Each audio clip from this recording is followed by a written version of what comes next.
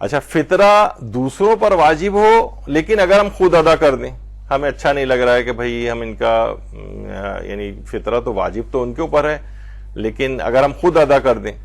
تو دیکھیے یہ بھی ہے کہ جس پر فطرہ واجب ہوتا ہے نا اسی کو ہی ادا کرنا ہے. جس شخص کا فطرہ کسی دوسرے شخص پر واجب ہو اگر وہ خود اپنا فطرہ دے بھی دے تو جس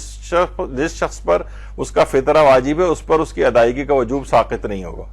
یعنی جس پر فطرہ واجب ہے وہی دے گا, دوسرا اگر دے بھی دے گا تو یہ کافی نہیں ہے اس کے لیے. ہاں اس کا اگر بس یہ ہے کہ دونوں ایک دوسرے یعنی یہ جو مثلا کوئی مہمان ہے وہ چاہ رہا ہے کہ میں میزبان پہ یہ والا بوجھ نہ ڈالوں اور میں اپنا فطرہ خود دے دوں تو وہ میزبان کی اجازت سے دے سکتا ہے تو پھر ٹھیک ہو جائے گا یہ. لیکن وہ خود ہی سے اس نے نکال دیا تو یہ ٹھیک نہیں ہے, جس پر واجب ہے اسی کو ہی نکالنا چاہیے. اچھا اب بعض اوقات یہ ہوتا ہے کہ امیر شخص کسی غریب کا مہمان بن جاتا ہے, غریب پر تو واجب نہیں ہے فطرہ نکالنا. اب وہ امیر شخص آ گیا اس کا مہمان بن گیا, مثلا بہت سے رشتہ دار ہیں ایسے کہ وہ آ گئے اس کے گھر